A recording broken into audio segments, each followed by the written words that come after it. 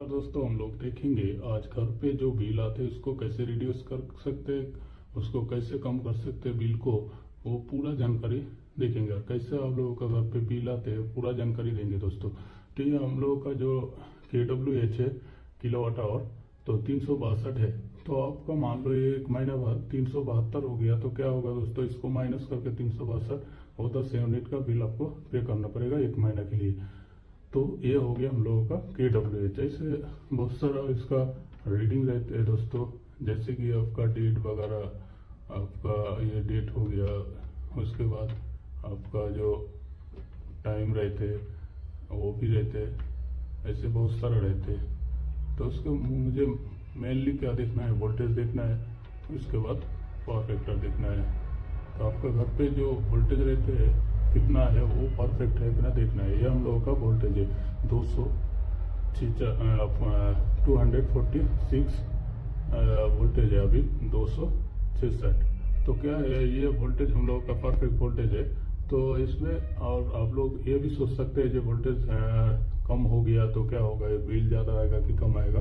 Voltage कम हो गया तो दोस्तों बिल कम ज़्यादा नहीं होता है, लेकिन आपका जो फैन धीरे घूमेगा, मोटर आपका है तो धीरे घूमेगा, ये प्रॉब्लम होगा दोस्तों। लेकिन बिल में कोई फर्क नहीं पड़ते।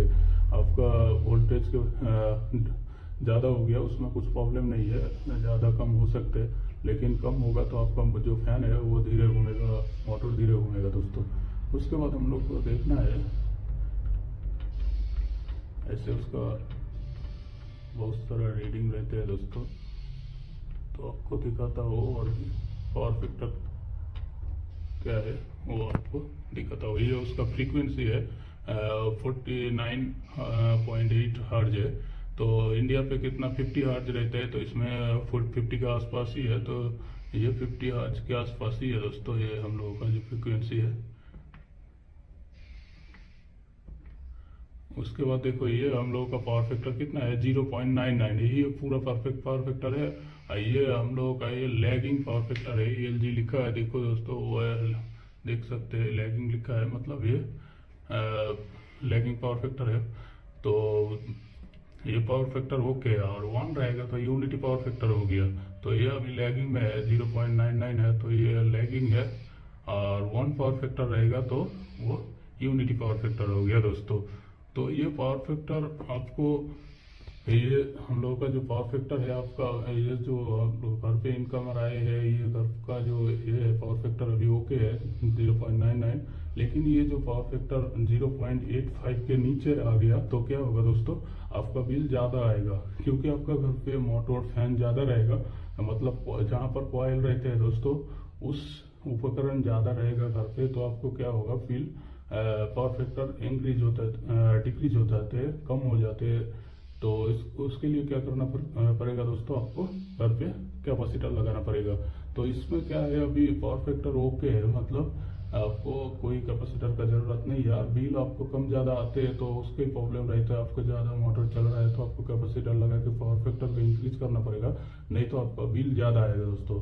तो इसमें क्या है 0.99 है, तो मतलब ये इसका पावर फैक्टर ओके है, यूनिटी के आसपास ही है, लैगिंग पावर फैक्टर है, तो ये ओके है। तो इसलिए आपको कुछ लगाने की जरूरत नहीं है। लेकिन आपका पावर फैक्टर 0.85 के नीचे आ रहा है, तो आप कैपेसिटर लगा के उसको इंक्रीज करके बिल को कम घटा सकते हैं।